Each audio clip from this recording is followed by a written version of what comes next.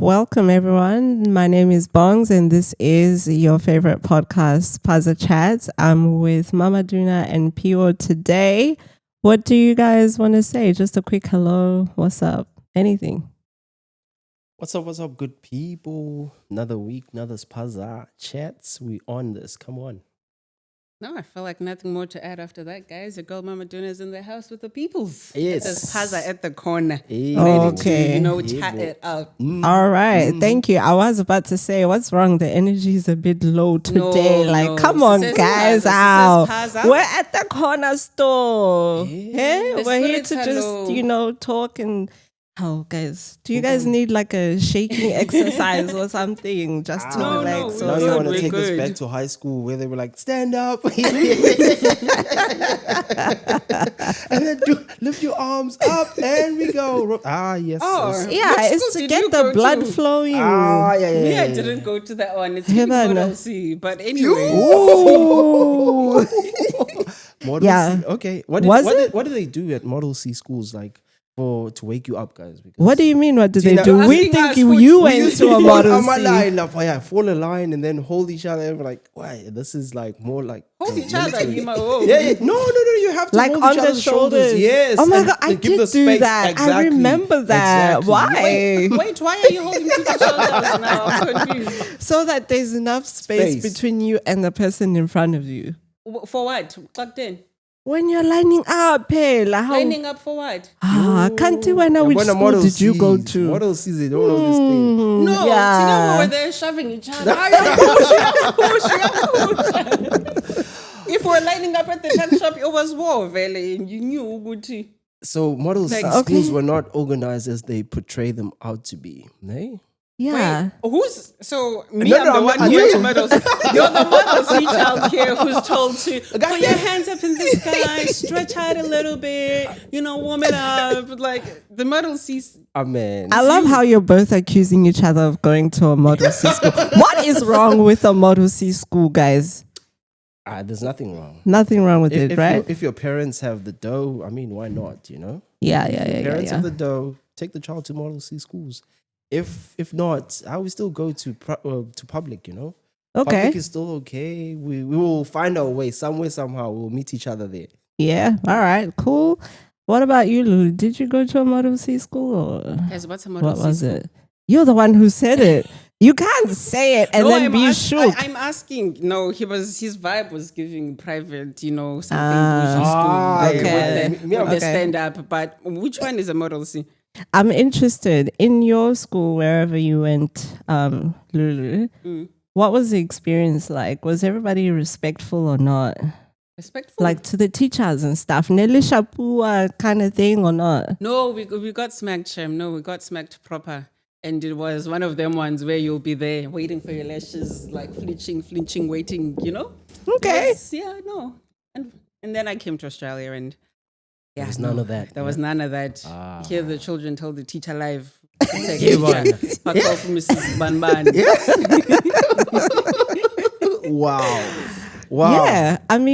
Honestly, when I came to school here in Australia, I would sit in the back of the class just on some, Evan, Siras, because they literally say like the F word to the teachers and stuff. The hell? They do. Like and what grade was I in? I think I was in grade 8, which is year 8 here. Okay. Like children would like bang the tables and be like, I don't want to do this anymore. And then the teacher would be like, you're misbehaving, just leave the class. Like, how na, hey, take, but none of that. So would they get reprimanded or will they get like parents coming through to the school for that? How do you solve that? How do you come up with a solution for that problem? The most that I saw, the reprimand was you just have to stand outside the class while I teach. When you miss out on the teaching, which one is this? That's what the punishment was. That's what it was. Yo. And I feel like that's so different from like how I experienced school in South Africa. Like the culture shock here is a lot. Choke slam. People were flying, bro. You will grow wings in class. I tell you. Choke slam from a school wing. Yeah. By a teacher. Yeah. I know. guys, yes. By a teacher. Anything would be a weapon in class. I Like, get and when I'm it. out duster, the border Yes. duster. No, I've had a That was duster the thrown throw. at me. Duster That was- ebuhlungu I'm batho. familiar with the duster throw. And they had aim, ne? They never missed. Damn. Yeah. No, but they also had detention here. And after, like, there's lunchtime detention, and then there's like after school detention. So there's some punishment, but honestly, it's light work. It is light work. Light Everything work. here is light work. You go to the next grade, whether you got good grades or you not. serious? Light vibes. Everybody just keeps moving. You proceed. Progression. We're complaining about the 30% ga NG. Ukok NG. You made 30% kakog engine. Yeah. So pass Explain, mark for talk us through matric. Apparently, to pass matric, you just need to get 30% in South Africa. So a lot of people were saying that's too low. The standards have been set too low. But considering the fact that other countries are just letting people pass in Jeganjalo, you know, you got to explain that. I mean, it's like, I look at it from that perspective where the quality of education, is it preparing us for after school, or is it just get out of the system? You know what I mean? Yeah. Because some of us will be staying there. Umuntu na 25 is still in class. 25? No, Surely you're not allowed to go back to school at that age. No, but I've seen things. I've seen. No, but then I there's just want to- colleges okay, and wait, stuff are so you- that you know how? Surely you're not sitting in class with children who are Yeah, like, that's what I want to 15 know. and Like, you're are you 20-something. 25 with 18-year-olds and like potentially 17-year-olds, or you go to night Is this school? statutory rape waiting to happen? Yo, No. Wait for it. But my cousins, unfortunately, but exposure. But yeah, I still love you guys. But yeah, some of them, they were like in their 20s, still doing matric, and yeah, it wasn't working. You know, I had people coming through, they still pushing, but up to a certain point, I don't know. Nati, I think in South Africa, it's not everywhere they have, what is it? TVET colleges? TVET? Is it TVET? Yeah. So where they do the trades. So some places don't have that. So what you would have is the person is forced to study. No, the person is still learning. They say, pass your matric. Yeah, it gets to a point where, yeah, they keep you there forever. I mean, having a matric is very important in South Africa. I feel like South you Africa. can't get anywhere in South South Africa without a In matric, South like, Africa. which is so mind blowing because I still don't have my matric. never mind the grad dip after the bachelor's. Okay.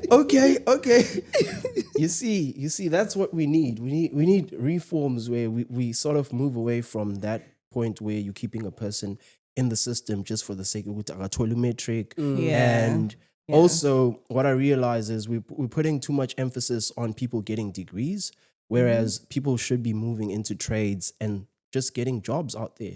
But South Africa is a different animal, you know, in terms of like the employment market. Yeah. Whereas this side, you can get away with just doing a trade and then, you know. And thrive. I mean, you can leave school at year 10 and like be fine. Damn. Honestly. And people are. Because like your year, I feel like your year 10 here is like that goal. People who do year 11 and 12 are the people who potentially want to go to uni. But at year 10, you can leave school, go to TAFE, do an apprenticeship or something, and you're good, you know, like you learn a trade and you move on. Okay. And even outside of like the trade, I was one of the clans who went all the way through to year 12 and finished. A friend of mine left in year 10 and she actually got into university and started her law degree before I did. What the hell? Because the pathway there with her studying through TAFE and whatever actually meant that she was... It was like, quicker. it was quicker. By the sounds of things. So I just don't think Australia values education or like formal education the same way that South Africa does. But I think it's good that there's options, there's, you know, and that's why that, you know, it doesn't matter if you pass or fail. It's okay. All of us, we must continue forward. All right. Yeah. I mean, we get told, or at least we get taught in South Africa that education is the key. Like without education, you can't get anywhere. I know that's what I was taught. Like, So is that a culture thing? Like more of, you know, like if you're looking at it from a cultural perspective, I mean, yeah, we were colonized, and then it's like to get into the system, you have to put education first. Whereas, I mean, back in the day, I don't know about white kids. I don't know what the system was or how they were thriving during apartheid, but you still had someone would have a matric and move into like management level. You're like, how the hell does a person on a matric, with my degree, I'm still listening to this person? It doesn't work, Yeah. That's life in Australia, though. Like, them heads of them construction companies, they finished in year 10 and they went and did a trade and they climbed the ranks. And now they're your boss with you and your 5 degrees. Like, it just... That's tough. And Because like studying is hard, guys. Studying is hard. Very hard. I struggle. I realized that this whole thing of Australia not placing a high value on education, I actually became lazier as a student when I came here. Because I came from South Africa where it's like your marks matter, you need to study, it matters how you perform. And it was even rewarded with, Woma, 50 Rand, 100 Rand voucher if you did well or whatever. And then I got here and I'm working hard and then Adrian over there fails. And then we all go to the next grade, guys, final lunch. And I was like, for what? Like, why should I care and work hard? So your friends, do you think they influenced you in some way in terms of like how you view education? I mean, I don't think my friends influenced me. I think the system, it just doesn't reward hard work. Yeah. So I wasn't motivated to work hard in school. But I had the shock of my life when I was in university. And in university, no, if you fail, you fail. So I just feel like you're not being prepared for reality. Yeah. If you are, it's fine, I fail, I don't show. As long as you show up to a certain number of classes in the year, you pass. University doesn't work like that. Yeah. So it was a tough adjustment, I'll say that. They're looking at the quality in the end. It's like, you got to produce what they want. Yeah. And look, I can't say that I blame Australia for not putting value on education for me relaxing once I, started school here. Because for me, I relaxed because half of the stuff that I'd already learned grade 7, they were teaching them in year 8. So to me, it was boring. It was like, oh my gosh, I've already done this. So I would just sit in the back, relax, like do nothing and just be amazed and laugh every day, all day at school. Were you an A student then, if that's the case? In South Africa, yes. Yeah. But here, no, because I just, Why would you bother trying? I didn't bother trying. It's an A, it's an E, it's all the same. Like, don't get me wrong, I did really well, obviously, in year 8, because it was things that I'd already, learned and stuff. But I think year 10 and 11 were a little bit different because it was things that I hadn't learned. So, but I still relaxed. Maybe that explains why I guess na matric, but anyways. I also relaxed, Chamam, and somehow we made it through. Are the boys a reason for this? Tell me about the boys. The boy, boys, you get distracted, you come through and like, this African hun, So what happens there? Tell us about the whole situation. You get not an African hun. I mean, come on. It's more like, you're curious as someone comes through, they're new, and you're sort of asking yourself, who's this person? And like, how do you adjust to the situation in South Africa, and comparing that to Australia, I mean, for me, I went to an all-girls school. So headache. Boys weren't really a thing until like maybe towards the end of like my schooling days, because then I made friends with people outside of school who obviously then knew boys because they went to co-ed schools, etc. So it wasn't really. So there were no girl-to-girl romance there? Not that I was aware of. But I can say that a lot of people were being accused of being, Bloody hell. just simply. I just think it was just because we're in an all-girls school. So if you're a little bit tom, it was a bit curious, suspicious. The alpha there. Yeah. Speaking of being a little bit tom, my experience moving here, I I was 11, and in South Africa everyone has a haircut. I was there with my scale, feeling myself. This is pre-puberty me, so I'm there with my scale. There's no womanly shape there. So basically, they thought I was like a boy, guys. There was no, oh, look at this African hand. There was, which one is this one? And I think the first couple of years of adjusting here, being like one of only 4 Black kids in the school, I didn't feel well received. I felt like I was an outsider trying to figure things out. And I burned my hair trying to fit in. My hair burned. From the relaxers every time. I feel like I was relaxing my hair every month. I was there with a relaxer so that my hair, because I was trying to fit in so bad once my little eskelintons became long enough. Okay. So no, it was rough, guys. It was not make sure. I was very excited when I finally met the Black community in Australia, because that was something that was absent for the first few years of being here. Wow. How long did it take you? There's the, good old classic when, the parents know another parent and then they bring someone, but then you don't always like click with them. I think in terms of actually being integrated, I was in grade 12 when I met a close friend of mine, Temi. So year 7 to 12, I was not really like aware of the Black community like that. So I spent many of those years trying to reshape myself to fit into white culture. And I think I really kind of reconciled my identity as an African towards the end of grade 12. Oh, okay. Or in grade 12. Yeah. So you were swearing them as close there when they piss you off. This is bang. I really should have. Yes, I really should have. And how about you, Bongs? Yeah, tell us. I mean, for me, like in high school, I don't know, my experience is so different from yours. I find that really strange. Because for me, I think everyone back then, like being Black was cool, right? So I made a lot of friends.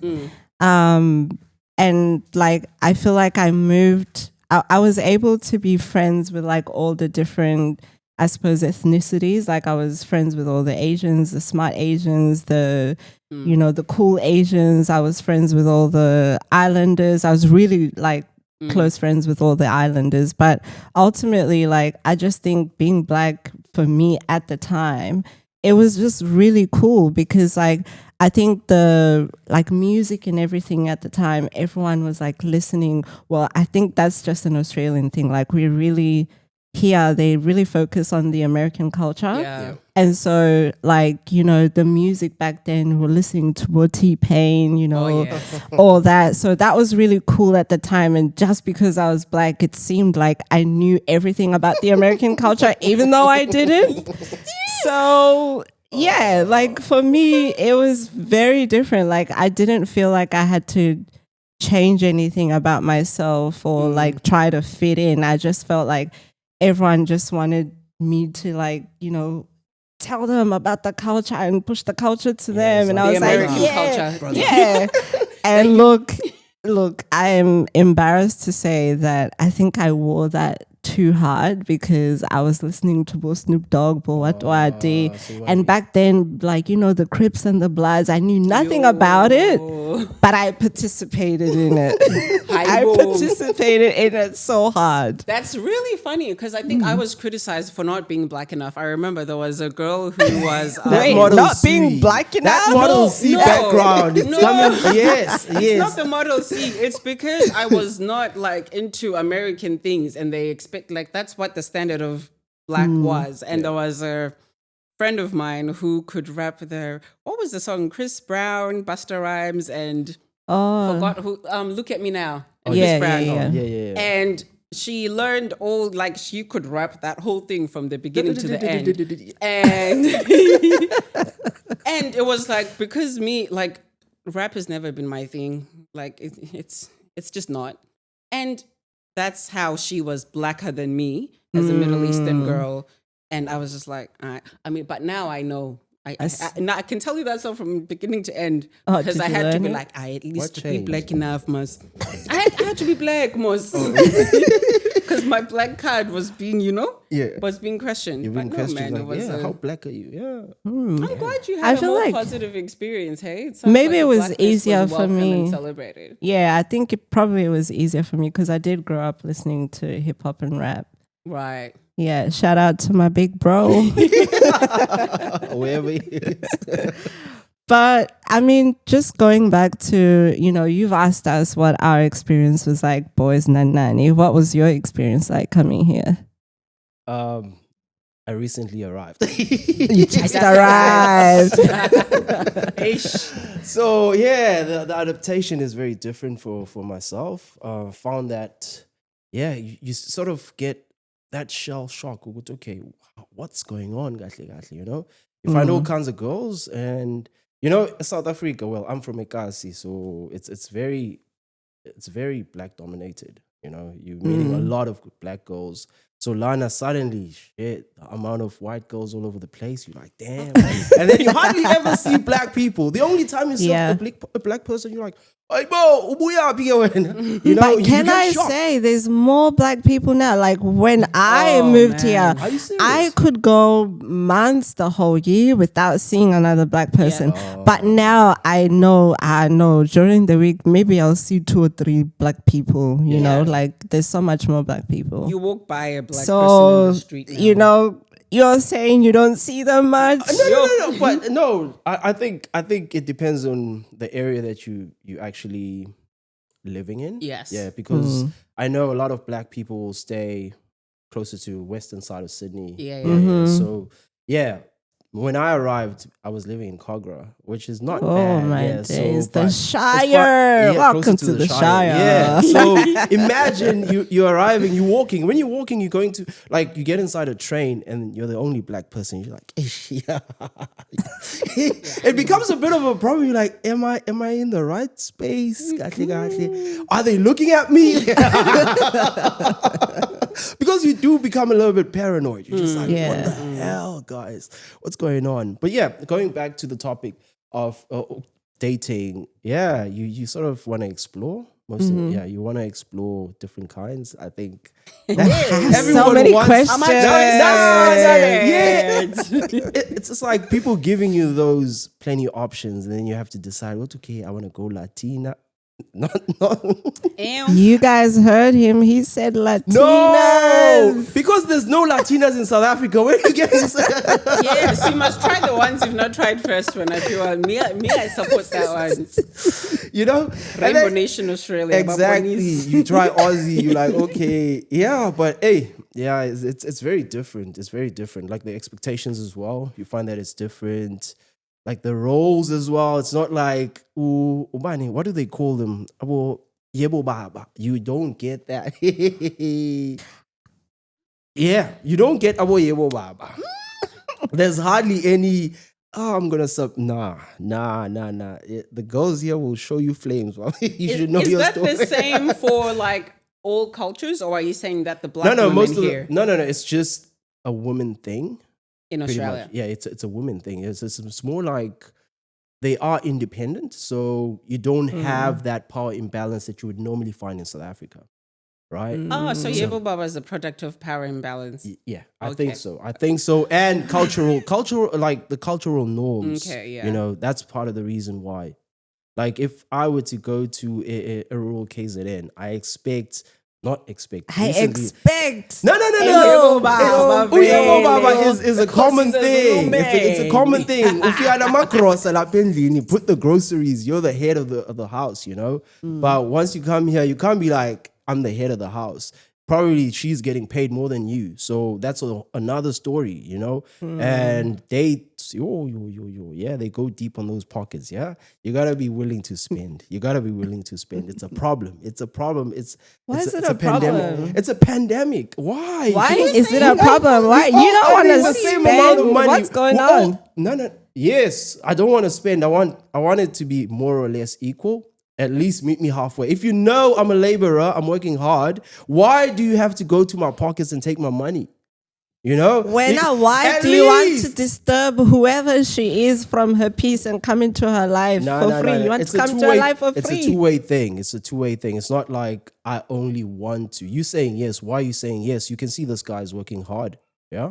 So it becomes a little bit like a person, I'm a gold digger out there. And I'm not going to say a lot. I'm not going to say a lot because people are going to get, Say a lot. Say a lot. No. Say plenty. Yeah, I told you to shake it off at the beginning. I don't want to spill a lot of beans, but all I'm saying is, sometimes you go out for a date, you're thinking, I'm going to spend my $200. Yeah, we are number 400. How's that even possible? You're like double the spend. Yeah, so it becomes a little bit uncomfortable, and you start looking at this. It's like, hey, the currency here is on a different level. I gotta think about back home as well. I don't want to take my money back home. Some of us have responsibilities. We have younger siblings that we have to give money to. So imagine how you feel blowing like $400 on a date. That's like $4,000. Oh, more than $4,000 in South Africa. Yeah, it feels a little bit like it doesn't make sense. You're spending $400 on a date. No. It has happened. It depends where you go. But I was about to say it depends where you go, and it depends on the type of girl that you choose to take out. Like, you can't complain that I met this girl and then she chose a specific place to go out to dinner and it's like expensive. You can't complain about that, because I bet any money when you met that girl, she looked a certain way. And as a guy, I feel like you need to be able to think, okay, maybe I can kind of understand or appreciate what this girl is kind of like. And you get to know these sort of things by having conversations with people. People are not properly talking to each other and getting to know each other properly anymore.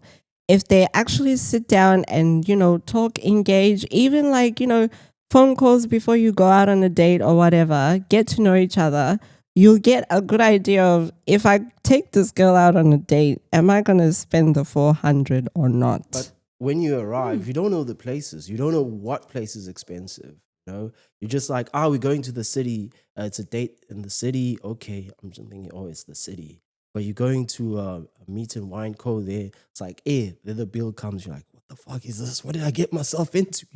Maybe I'm too much of a broke girly. You must befriend TikTok and Google, because I was about to say, you should plan the date and you should choose the place based on what you can afford, so that you don't fall for the trap of, I'm going to choose more, the most expensive, more by 360 and whatnot. Like, I think that there's a shortcut around that one. And I do think 400 on a date is a lot. It's a lot. And I actually don't think I would expect that of a guy that I am dating, getting to know. Look, if we went out on a date and the bill came out that much, I will definitely be offering to pay part of that bill. Like, 400. Where were you?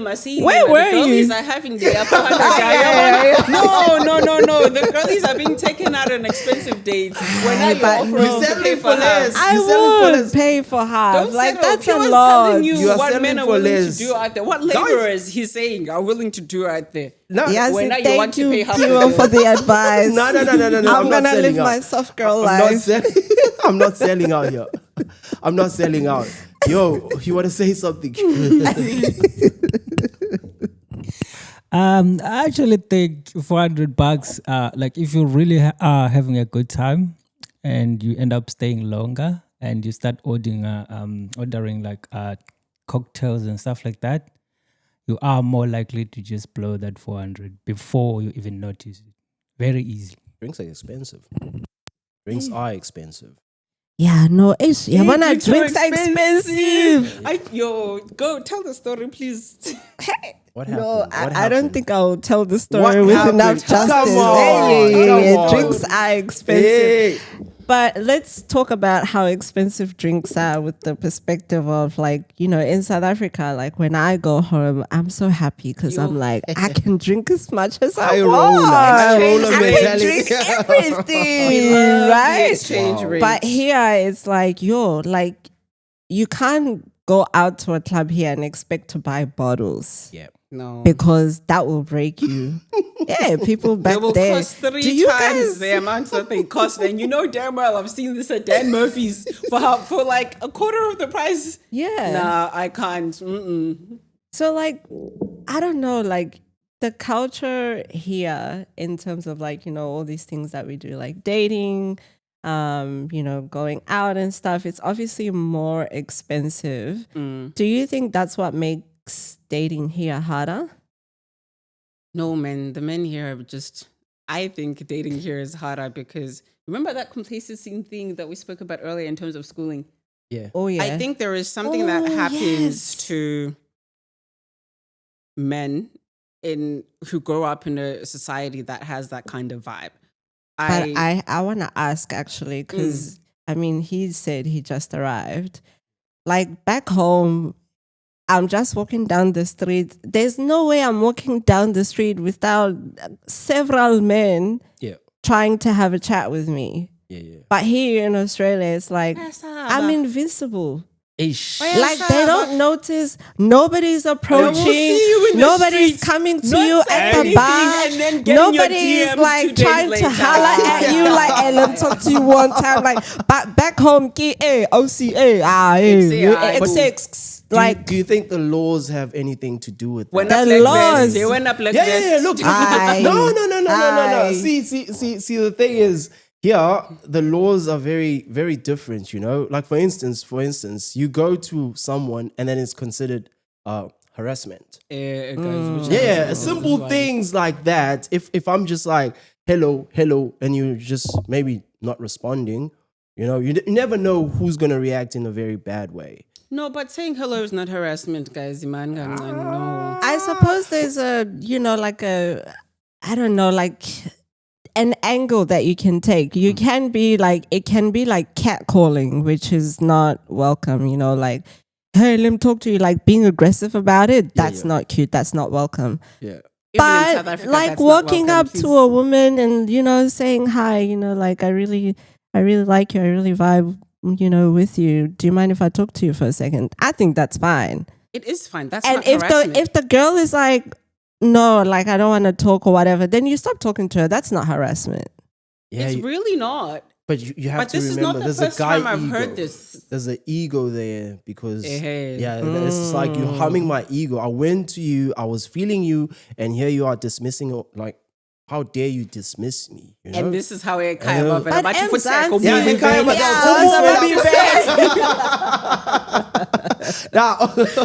you're ugly anyways. So imagine you did that. Ankles, like, how? 5 seconds ago, my guy. That's another thing. People can take the banter easily, Ikaya. Yeah, that's when you true, come this side, any sort of like disagreement that we have and I insult you, it's a big deal. How dare you? No, but together, 5 seconds ago, you were vibing. Like, yeah, that change. I don't know what happened. That change is too quick. It's like, hey, I'm feeling you, baby. And it be like that. I'm gonna take you home. You're gonna be the mother of my children. Jiggy, how? We get a bit there. Like, people just, what's up with that, guys? It's wild. It's actually the wild. But it's two-sided. Hey, but it's so two-sided because sometimes you find the girls will be chasing you at night, and you're like, "What the hell's going on? What do I have?" Yeah, it happens. Where? It happens. In which country? In Australia. Yes. And you're like, how easy are these ladies? And you're like, and sometimes it's just one of those things where you're like, how now, brown? How do I explain what I did? What am I wearing? What did I do different? You're like, damn. Yeah, is it that bad out there where girls are willing to approach guys and be like, yo, what do you think? And I'm just like, I Are you that there? easy? Are you there? Like, hey, guys. Yeah, you're being hunted. You're being hunted. You're like, hey, this is awkward now. What do I do? And then you have the heroes. The heroes are happy to take her home. Wow. No. Not me. That is true. There though. are heroes that are happy to take any girl home. You're like, that's so easy. I actually think this is a chicken and egg situation. And I don't know which one came first, ne? Yeah. Because men in Australia don't approach women. Yeah. And if you see a guy, even if you give the look, I call it the green light, the go ahead, they're like, yes, you can approach me, which I guess is probably as far as a lot of us like women are willing to go. Yeah. Even if you give the green light, you can tell they're giving me eyes. I've given you the green light. They will still not approach you. So I think it's possible that some women have decided, instead of sitting here waiting to be approached by someone, just take matters into your own hands and go and approach someone and say hello. Because if Australian women wait to be approached by a man, they will die single. Because the men here just don't approach women. And it's really strange. They almost want to be pursued. But now I wonder if they want to be pursued because the women here have kind of set that expectation. I don't know which one. I don't know which was which. I don't know, guys. It's a matter of supply and demand, yeah? Like, if there's plenty of guys out there, it'll be like, we don't care. But once there's scarce guys, like totally there, then surely someone's going to go there. Right? Oh, I feel like this. There's a drought rings going on, true. obviously. If there's a drought. No. I'm talking about men drought. No, not other drought. I don't think about droughts. Explain, please. I'm just saying. Balance me, please. A drought of men. You know when they say, it's raining men. Now there's a drought of men. Look, I can say that I don't know if this is still true, but I do think that yes, maybe there is a bit of a drought when we're talking about South African men specifically, because that's what I look for. There's not a lot of them out there. Wow. Living in there's a Australia big has shortage. Specifically South It's African? ended that. Yeah, there's a big shortage. Like, Why do you want specifically Big South African? shortage if I'm honest? is an understatement. Abeko. Why do you want South Africans? Let's go to the point where the problem is. Why South Africans? why is You it have a West problem that I Africans, want you have South Nigerians, African you want men? Zimbabweans, you have the whole African Yeah, diaspora. and to- Nigerian at men your will dis- spend on you. They will Hey, treat oh you God. like a queen. West African men in general will Listen. spend the dime I and they will had make one you. problem. They will approach you and they will spend. and they'll treat us like princesses. And they will Like they cook for are you. the best. Like you can see that I like to struggle. You said it before. That I'm aiming low, but like yeah, the West African men will treat us like so nicely, so softly. I'll shout out. West African men for the win. But why do you still want a South African man despite that? Yes. I still want a South African man because at the end of the day, like you guys would understand. Like you go to work, it's white people or other people, like, other ethnicities as well. Like you need to be, I want to be able to come home and be like, "Jarr," and I need someone who's going to understand what I mean. I need someone who's going to understand when I sit down and I'm like, ish. Yeah. Like I just feel like that level of understanding and that level of connection, I will never get it from any other man. Yeah, that's true. Yeah, That's why I want a South African man. Yeah, I think I agree with that wholeheartedly. I just think given the supply and demand situation, you find yourself in a situation where you're like, the pool of people that you can choose from, you're like, it's non-existent, ne? It's and then you think about this is a community, everybody knows everybody, so it's even smaller. And I just think there are experiences that you are limiting yourself from if you only giving yourself the pool of South African men here to date from.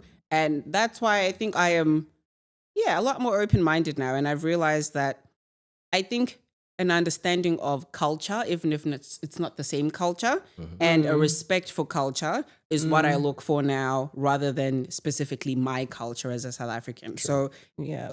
there are so many different nationalities, like Colombians, like, Latin people, Italians, who Ay, papi. no, but like they have culture. What is it? It's not the same. Hermosa. Hey. When they're saying "mommy" to you, No, but I just think, there's something beautiful, man, about opening yourself to other experiences and experiencing other cultures in an exchange, as long as there's that respect of culture. Have you guys dated white? Yes. No. It's just a curiosity. Yes. I mean, Australia's mainly dominated by white people. And surely there should be a lot of white men that are out there. And like, you'd want to explore it. How does it feel?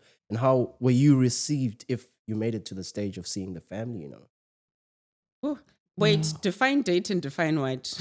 Were you texting? Did it make it to the second stage? Whatever. But this is what I mean. Was it Have I been serious? on dates with, like, talking stage with white men? Yeah. Okay.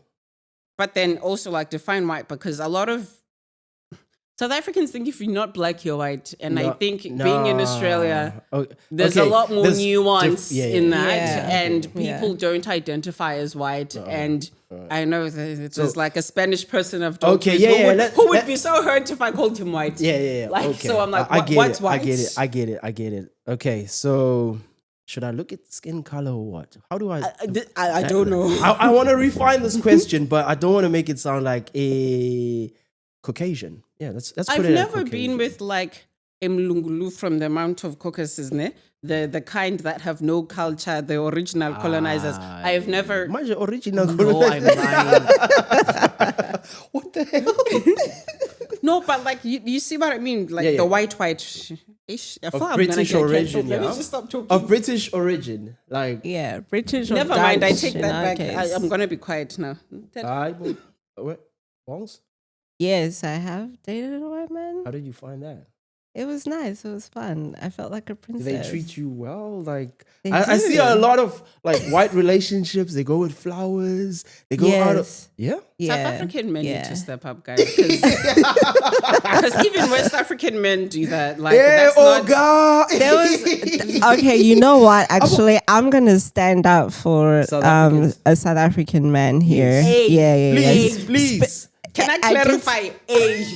A single South African man here, but Kolum. It was a single South African man, but I'll stand up for him and like say he did flowers. Like every time he came to see me, he got me flowers. Like Every time. that was the standard for him. Flowers. Like even before we dated, even like when he was still courting me, he would get me flowers. So he continued to get flowers because he was like, I'm just not gonna stop just because I've got you. I'm not gonna stop. So. Yeah, shout out to the Zulu men. Zulu with flowers. Shaka will be mad. It's funny because he did say that he was like, "Your Shaka would be really mad." Wow. Oh, I would have expected Mama Venda there, Mama Sutu there. It was like a very Zulu Kosa, man. you know Kosas. Hey, the romantic kind. And you know what? I feel like this, like, the softness and the submission that people want, it's inspired by that. Me, if you're there showering with me with gifts, and you're treating me nice, I'll be there like, hey, we will change into that when just treat us nice, you'll see. It's very random, like nowadays we have the female warriors. I'm what do they call them? Feminists. It's like I can do my own thing. I can do this, and like I can do my own thing. Yeah. I get my own money. I pay all my bills. Yeah. So if you're coming into my life, you better add some value. Otherwise, what do I'm you want? here. What value? What is value? I want to understand that part. Your value, because so many people have things. I can say value. I'll drive you around. That's simple, Or I can say value. you get home, I've cooked, I've made sure that the kids are well fed, everything. Well, you're going back to something she touched on a little bit earlier, that, there's this perspective now, this thing that the Australian men want to be chased by the women. What you're describing there is basically a man who wants to be a kept man now. Okay. And I don't know if that's what I want. I don't want you to be like a kept man. Like, it's almost like some men these days, they don't want to be the husband. They want their partners to be the husband. And that's just, I'm not down with that. Yeah. But in terms of like, what do I value? I think now more than ever, I want to be able to switch my mind off when I'm around my significant other. Like, I want to be able to hear just quiet when I'm around my partner. Because I do a lot of thinking, hey? I do a lot. And a lot of this hyper independence that you speak of, a lot of people who are living that lifestyle as women, it's not because they want to. It's because that's just where they've found themselves. And it's like, well, I'm not going to not do the things that need to be done. Yeah. But I think a lot of women, if they gave themselves the space and they're not afraid to be called women or whatever it is, a lot of them will admit that, no, man, I want to be taken care of and I don't want to be independent. I can do it all by myself. I just think the narrative of independence is a little bit, misguided. I don't think feminism requires like you to not need human contact. You can't, no man is an island. And I think if you're being honest with yourself, we all need other people. Yeah. How, what form that comes in, I don't know. But I don't even think that's true feminism if you can't now allow a man to come and be supportive. Even that's toxic actually. Damn. Some truths there. Yeah, and I do feel like we were definitely taught this hyper independence thing, like as women. It was shoved honestly, down our I feel like throats, we were taught to be more independent, like, get your own money and all of this stuff. But Neo came out with Miss Independent and we all loved it. We were like, yeah, I want to be Miss Independent. I want to go out into the world, get my own money and, run everything. Women run the world. Like, it's been so repeated over and over and over again. When she was like running those songs to us, let's be honest. But okay. But yeah, that narrative really was like, it was forced on us. And I'm not going to lie, I bought it hook, line and sinker. I was there. I was like, yes, independence. And then you grow up and you realize, no, I do need like abantu. That's just life. Yeah, and it was a humbling moment to realize that like this whole independence thing, it's bullshit. You said it. Like, it really is. And it's very Western, I will say, because as an African, we're like that whole thing of like, community. We have, it doesn't even have to come in the like romantic form, but we are people who rely on each other and we're a village. Yeah. And I just feel like this whole independence thing, like it's a joke, guys. It's a bit of a joke. Like, let's be honest. Yeah, but the Australian way of life currently, I mean, you have to keep going. You don't have to stop. Even if things don't happen for you, you have to keep going. Yeah. And you find what we call family is myself, if I have a partner, my partner, my children, and that's a family. And then once you too small. Yeah, but that's the thing. It's like if you are lucky enough to have family. Like for myself, I'm here, I don't have my family around. And for instance, if I were to have kids, I don't have that support system, and sometimes you still have the grandparents working, and that is just a whole nother chaos that's happening in Australia. You're just like, where is this country going? Like, for instance, as much as you want to have a breadwinner, it's very hard to just sit back and not do anything as the economy demands. Yeah. So that's like, people work till they're 75. Exactly. Yeah, 75, by guys. 60, abantu bakhuluma ngepension. Pension. Your boxing pension. They're What's excited. that two-pot system? It's 75. 75, no, You can work. Yeah, go be called at 70. Yo. People work here. But then people here also live longer. But we all know some gogos like turning 80 something, 90 something back home. People do live old. Yeah, we do have. I don't know. I feel like, we need to look this one up. But I am pretty sure that Australians have a higher life expectancy. Yeah. Now, I'm not saying that the quality of life that they have in the older ages is amazing in the aged care facilities and whatnot. But I do think that they do live longer. And oh God, by the time I get to retire, it's going to be 85 at this rate. If you go back to South Africa, things like crime, it makes your life expectancy a little bit shorter. Things like even the quality of life, if you don't get the right treatments at the right time, that affects your life expectancy.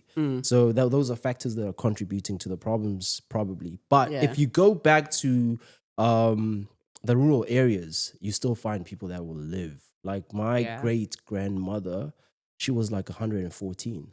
Wow. Yeah, bloody hell. 114. Wow, that is impressive. Yeah, to a point, but she didn't walk. When she passed on, she was like bedridden. But yeah, she was 114. And I was like, damn, I don't want to live that long. I do not want to. But maybe you have it in your genes. What would you do? But I mean, back home, that's the beauty, right? Like you get to see your kids, your grandkids, your great grandkids, and it's like there's actually still purpose in your life, even if you aren't working and you're just like the stories that my gogo used to tell me, guys, like, the older generation have a role to play, particularly with like younger kids. Like it's a beautiful circle of life. True. Yeah, they're definitely more involved than what they are here. Like you were saying, like here, your family is just your immediate family. Like the amount of times I've had to explain when I tell people that, oh no, I just have my immediate family here is concerning. It just really highlights that here there is no sense of you have your uncles, your cousins, your everybody. Yes. So your family becomes the people that you meet here. Yeah. True. So you have to balance yourself out, get those people going. I mean, yeah, it's something different. I mean, I used to have uncles. I'm exposing my family. I don't want to expose my family. Why expose it? No. It's just that part where I always appreciated the presence of my family, like my uncles, as much as a lot of people would say, we have an unemployment problem. But one thing I realized is my uncles were always present. As much as they were unemployed, they were present. So for instance, anything that needed my uncle to be there, he was at the house, like for instance, if usala nomshana, my uncle was always there. And you realize there, Wuti, it's not about just being productive, having money and all of that. You just go back and be like, you know what? Having someone at home present and knowing them, knowing your family, because sometimes you just know that's an Uncle George, he'll drive a Mercedes. You don't know the motherfucker, The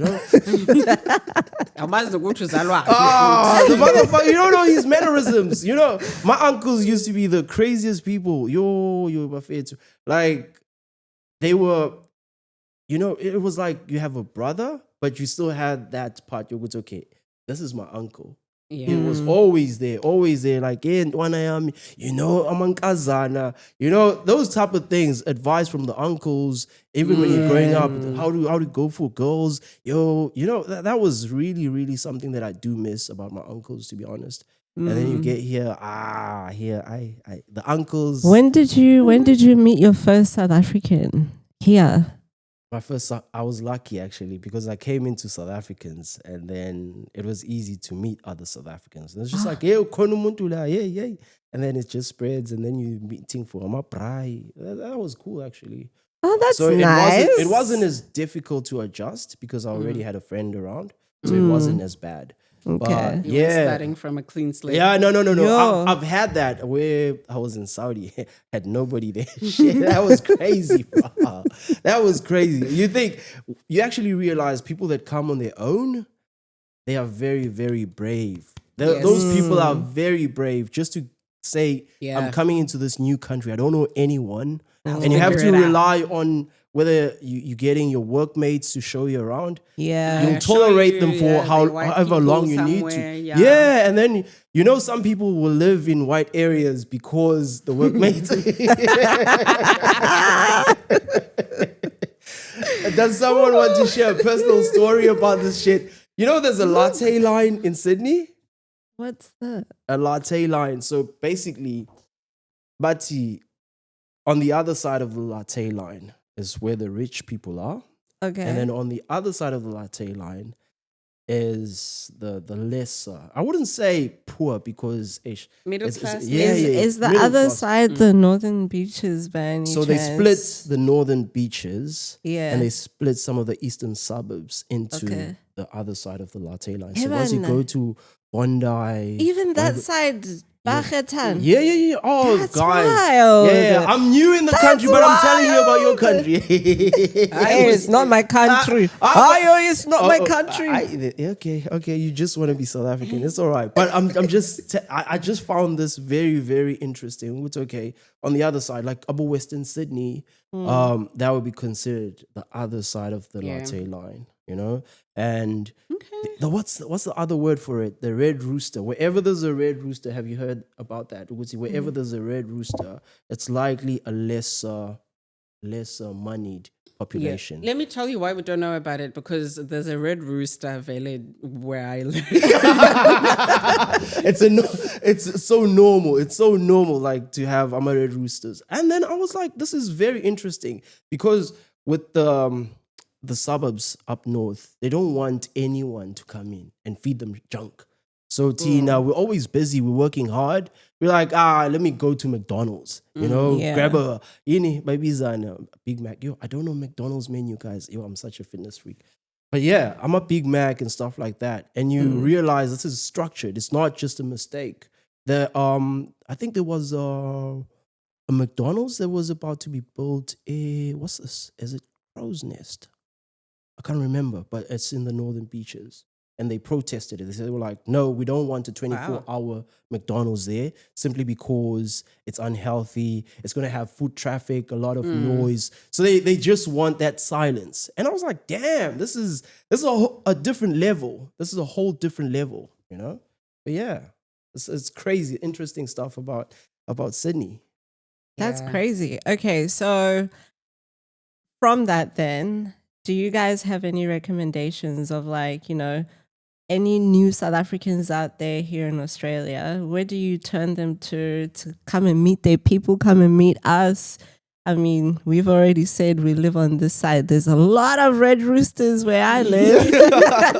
Find a red rooster, you'll find the rest of us. No, but I think going out, I remember when I first moved to a different city, I was told say yes to everything. I think going to Black events, follow the pages that are Black or African, centered. You have your Josie nights. There's, events that have Black people in it.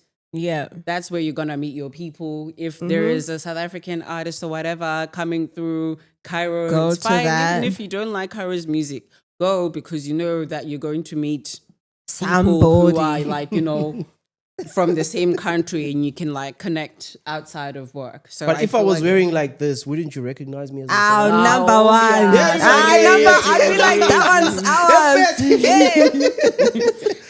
ours. That's actually happened. Like, I've seen someone and I thought to myself, man, that person looks South African. I have to say something. So then I walked up to the person and said, Dumelan Legai, and they responded. That actually happens very often. Yeah. Or they're like, Sanbona, and it's legit. How do you tell? How do you tell when you see another South you African? can tell. We have that to thing. recognize South Africans yet. I'll ask you in a year or two. Trust me, just by looking, yes. We look different from other Africans. We do. Bloody hell! Yeah, I don't know, man. I'm just curious. I'm just curious. But if I saw you guys somewhere, I'll probably be like, they're West. I was about to say that. Yeah, I was about to say that. A lot of people think that I'm Somali when they first meet me. Somali. Yeah, they're like, are you Somali? I'm like, no, I'm not. I think South Africans know, but I think other Africans sometimes. associate know. South Africans with like, the light skin prototype of being a certain shape. The prototype. Prototype. Prototype. If you don't look like him to some Africans, then you don't look South African. But I think South Africans can spot you. But yeah, anyways, I don't know, guys. Let's hear what else is going on. It's time for our random question to hear Guti what is what, where everyone's mind is at. What's the random question this week? Malum. Okay, so the question is, what was that one scandalous thing you've ever done and your parents haven't found out about it even now?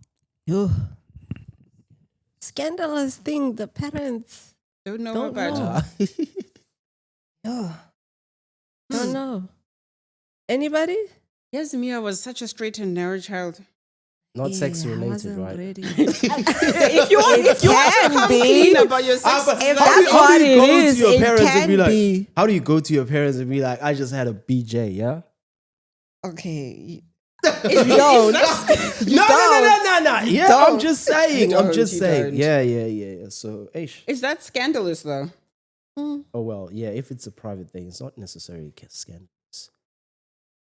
I Yeah, don't know. what's scandalous? Fraud. I don't have any. Fraud. Yeah, we're going to get ourselves arrested. Yeah, I was about to say, if it's not long enough ago, don't talk about it. Australia, they are very strict. They can come for the podcast and be like, yes, we found them while they're recording and be like rating us here. Me, I know nothing about fraud. Hey, we don't know anything. We deny, strictly deny everything. Yeah. No, scandalous. I No. don't have anything. I can't think of anything. You guys are behind any scandalous things? Yeah, because clearly there's a scandalous thing they had in mind. Yeah. Like what? I feel like for me, it probably would have been like the first time I tried alcohol behind my parents' back, but I don't really feel like, I feel like that's just normal growing up. There was nothing. Everyone's doing it. Yeah. There was nothing scandalous. I don't know. Yo, what? Drugs? Drugs? Drugs? What? I'm like, drugs, Okay. Let's leave it. That's too scandalous. For Okay, another- everyone here, do your parents know that you drink alcohol? Yes. No? Nah. Okay. Nah. Why do you think they don't know? I don't drink alcohol because I'm a fitness freak, guys. Come on now. Oh, I do exercise. sorry. Yeah. Look. Water. Evidence. Oh. This is curated for the Evidence. parents. Yeah. No, mine no. I made sure because Habana hiding is difficult. Okay. And being sneaky is not make sure. So For I had to me, be like, it's- Mom, try it. It's delicious. Try this one. You know? When are you on some last born behavior? Yes, only last borns can try things like that in front of their parents. No, but it's openness, guys. It's needed. Me, it's like an open secret. Like they know that it happens, but I still don't do it in front of them. You know? Culture, yeah. That's the Yeah. respect, though. That's the respect. Yeah. But I got busted one time. Hey. Oh, Were you do drunk? tell, I do tell. No, I wasn't drunk, but my mom found my alcohol bottles. Did she pour them out? She didn't pour them out, but she grabbed them from the hiding spot and put them like in the kitchen, like on the bench, right? So I get home, I'm coming from uni, I get home and there's like my 2 bottles of whiskey sitting on the bench. Whiskey no. And I was like, yo, I know these are mine. What are they doing here? For a little while, I was like, hey, what am I going to do? But I was just like, you know what? Just boss up. Just As ask. you do. Like, I just walked in, I saw them, and then I went to the kitchen again, came back out, and I went to my mom. I was like, like, what are these bottles of mine doing here? No, you are brave, Choma. But I You are was so very, scared. very I was so scared. You're Like, saying What a way to last turn one that behavior. around, I yeah? would never. What a way to turn it around. We're like, hey, do you want a glass? You know, let's just get on with it. what was I supposed to do? Because she was sitting there. She knew that I was gonna see them. She knew that I would like something was about to happen. So I couldn't ignore it. I was just like, okay, Confront it.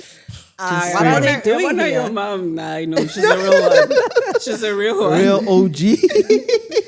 But we'll think about the question that was asked. Hopefully we come back with that next time. Scandalous. Think of a forgets me. scandalous thing that you did. This is a And bosh. bring that back. Yeah, This that is a bosh, right? Hey, one day some of us, yeah, I know, keeping it silent because, people want to stay out of jails, it seems. So we must keep it on the straight and narrow, guys. Yeah. Okay. We still respect our jobs. You'll come back on Monday and be like, hey, there's a resignation letter for you that you have to sign. Okay, yeah. yeah, No, you gotta think on that about- note, we won't do that question. Maybe we'll we'll definitely have a different random question next time. So, yeah. No, but if there's scandalous things, you must come back and share them if you think of them. It's Aye, this fine. We puzzle's welcome them. scandalous, But Okay. until then, guys, thank you so much for joining Spaza Chats. We have loved chatting with you guys. Feel free to, share comments, questions, and share your scandalous story in the Why would comment it for me? So, guys, Spaza. Thank Spaza. you. That's No, with the water. People don't drink water, Spaza. We've upgraded. Woolworths water, Just put Spaza. a yes. Bottled water in the Spaza. And it is About giving my Woolworths friend. water. Yes, about my Uqala friend. ngokumodel siya and then watwenga and God. now he's drinking Woolworths water. Oh my God. You guys are cooking. Yo,